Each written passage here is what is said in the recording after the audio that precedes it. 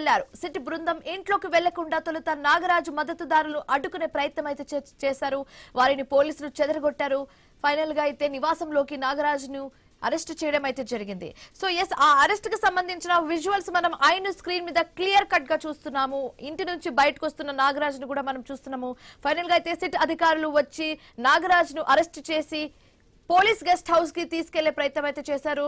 అక్కడ ఉన్న మద్దతుదారులందరినీ కూడా చెదరగొట్టి అక్కడ నుంచి నాగరాజును సక్సెస్ఫుల్ గా అయితే తీసుకెళ్లడం అయితే జరుగుతోంది. సో 2 days అయితే మా ఇన్పుట్ ఎడిటర్ చెప్పినట్టుగా 2 days అయితే విచారణ చేపడతారు. చాలా విషయాల గురించి ఇన్వెస్టిగేట్ చేస్తారు. అసలు అది సాయి కృష్ణ అంశం కానివచ్చు, సీసీటీవీ ఫుటేజ్ అంశం కానివచ్చు, అండ్ ఆస్తి అంశం కానివచ్చు, డ్యూటీలో ఇన్ని ఇయర్స్ సర్వీస్ లో ఎలాంటి కేసెస్ సాల్వ్ చేశారు. సో ఇలాంటి చాలా అంశాలకు సంబంధించి నాగరాజును సిట్ అధికారులు ప్రశ్నించే అవకాశాలు కూడా చాలా ఎక్కువగా కనిపిస్తున్నాయి. ఆ తర్వాతనే ముందు నెక్స్ట్ స్టెప్ ఏంటనేది తీసుకుంటారు. సో రైట్ గా ఇదే అంశానికి సంబంధించి మాట్లాడడానికి మనతో పాటు లైవ్ లో జాయిన్ అయ్యారు మా కరెస్పాండెంట్ భార్గవ్. సో భార్గవ్, 2 రోజుల పాటు నాగరాజును విచారించే అవకాశాలు కూడా చాలా ఎక్కువగా కనిపిస్తున్నాయి.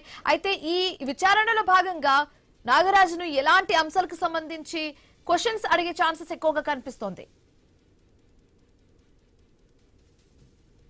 సిట్ పర్యవేక్షణలో కూడా ఏపీఎస్పీ బృందం, స్పెషల్ బృందం అనేది కూడా అరెస్ట్ చేసింది. ప్రస్తుతం ఆ ఉద్రిక్తతల పరిస్థితుల నేపథ్యంలో కూడా తన నివాసం వద్ద పూర్తిగా అదుపులోకి తీసి ప్రత్యేక విచారణ కూడా చేయబోతున్నారు కూడా చెప్పుకోవచ్చు. అయితే ఇందులో ప్రత్యేకించి కూడా మే 9వ తేదీ గాదే సాయి కృష్ణ మిస్ అయ్యారు. మే 9వ తేదీ తర్వాత ఇప్పటి వరకు కూడా ఆయన ఆచూకీ లభ్యం కాలేదు. ఇందులో నెల రోజుల పాటు మే 1 నుంచి జూన్ 1వ తేదీ వరకు ఉన్నటువంటి సీసీ ఫుటేజ్ తీసుకోవాలని కూడా హైకోర్టు కూడా ఆదేశించింది.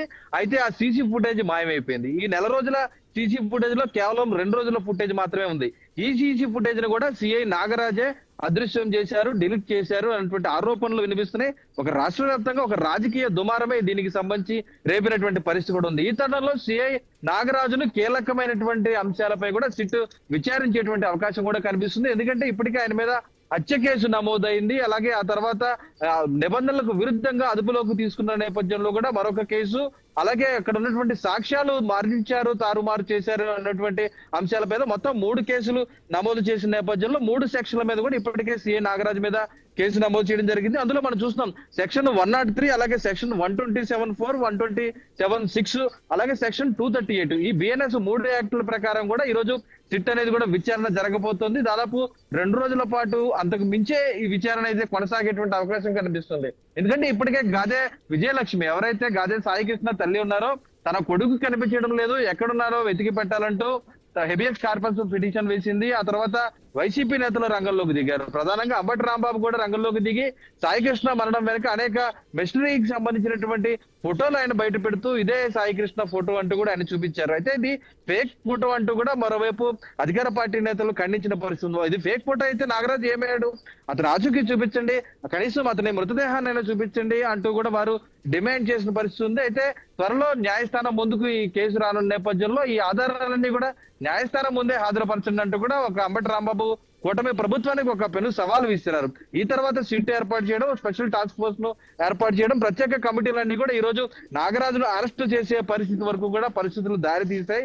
అయితే అరెస్టు తర్వాత ఈ ఎంక్వైరీ ఏ విధంగా ఉంటుంది అనేది ఇప్పుడు ప్రధానంగా వినిపిస్తున్నటువంటి బలమైన ఆరోపణ. ఎందుకంటే పోలీస్ స్టేషన్ లో ఉన్నటువంటి సీసీ ఫుటేజ్ మాయమైపోయింది.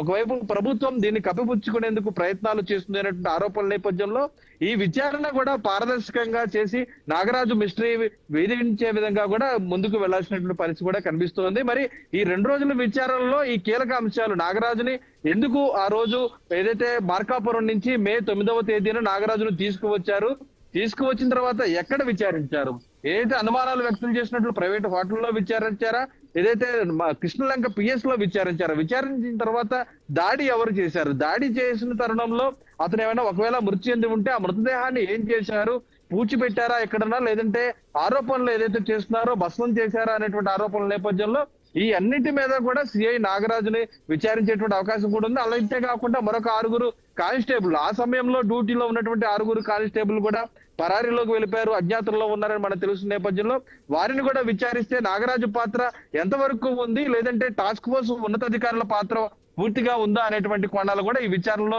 తేలబోతున్నాయి. సిట్ అధికారులు విచారణ 2 రోజుల పాటు కూడా కొనసాగుతుంది. అయితే ఓవైపు మనం చూస్తున్నాం, ఏదైతే సిఐ నాగరాజు నివాసం వద్ద పెద్ద ఎత్తున ఆందోళన చేస్తూ ఆయన మద్దతుగా సంఘీభావంగా కూడా ప్రజలు గాని వారు కొంతమంది ఆ ప్రాంతానికి చేరుకున్నారు. అయితే వీరందరూ కూడా జనసేన అధినేత పవన్ కళ్యాణ్ పంపిస్తేనే వచ్చారంటూ కూడా ఇప్పుడే కొద్దిసేపటి క్రితమే అటు అంబటి రాంబాబు కూడా తీవ్ర ఆరోపణలు చేయడం జరిగింది. పవన్ కళ్యాణ్ చుట్టూ ఈ నాగరాజు అంశాన్ని గాని అటు సాయికృష్ణ అంశాన్ని గాని ముడిపెడుతూ ఉన్న తరుణంలో ఖచ్చితంగా ఇక్కడికి వచ్చినటువంటి వారందరూ ఎవరు నాగరాజు కోసం స్వచ్ఛందంగా వచ్చారా లేదా అనేది కూడా తేలాల్సినటువంటి పరిస్థితులు కనిపిస్తున్నాయి. మొత్తానికి ఈ నాగరాజు ఎపిసోడ్ అనేది కూడా సిఐ నాగరాజుకు సంబంధించి అరెస్టు అయితే పూర్తయింది. దాదాపు ఎంతో కాలంగా కూడా పోలీసులే నాగరాజును దాటించి పెట్టారు, కావాలని అరెస్ట్ చేయలేదని పోలీస్ శాఖ మీద కూడా ఒక మచ్చ వేశారు. కాబట్టి నాగరాజును అరెస్టు చేసి పోలీస్ శాఖ తమ ఏదైతే అక్కడ ఉన్నటువంటి తమ పూర్తిగా కూడా తాము కట్టుదిట్టంగా చట్టపరంగా ముందుకు వెళ్తున్నాం అనేది ఒక నిరూపించుకునే ప్రయత్నం అయితే చేసింది. అయితే అరెస్టు తర్వాత ఏ విధంగా ముందుకు వెళ్తుంది సిట్ విచారణ అనేది కూడా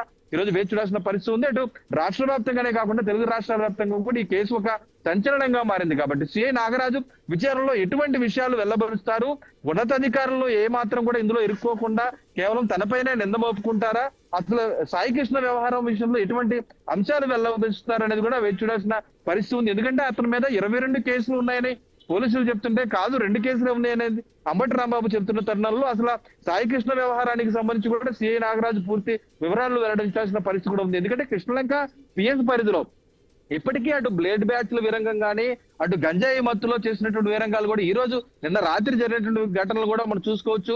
కృష్ణలంక పరిధిలో ఉన్నటువంటి ఇటువంటి ఆగడాలన్నీ కూడా కట్టడి చేసేందుకు సిఐ నాగరాజు కఠిన చర్యలు తీసుకున్నారు అనేది అక్కడ ఉన్నటువంటి ప్రజల నుంచి కూడా వినిపిస్తుంది. ప్రజల శాంతి భద్రతలో ముఖ్యంగా నాగరాజు పనిచేశారు కాబట్టి ఈ రోజు ఆయన టార్గెట్ చేస్తున్నారా అంటూ కూడా కొంతమంది ఇప్పటికే అమలాపురంలో, భీమవరంలో, తాడేపల్లిగూడలో సిఐ నాగరాజు ఎక్కడెక్కడైతే విధులు నిర్వహించారో అన్ని ప్రాంతాల్లో కూడా ఆయనకు మద్దతుగా ర్యాలీలు చేసి నిరసనలు వ్యక్తం చేయడం జరిగింది.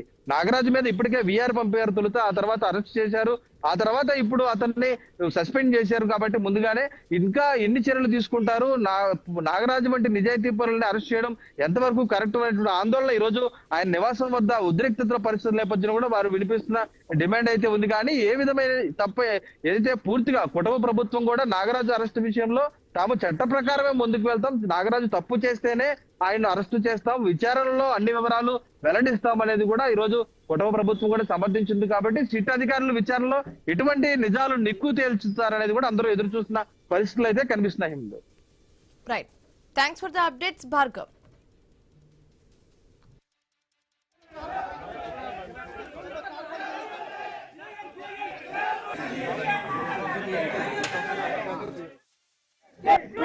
We want justice. We want justice. We want justice. We want justice. Save police. Save police. Save democracy. Save democracy.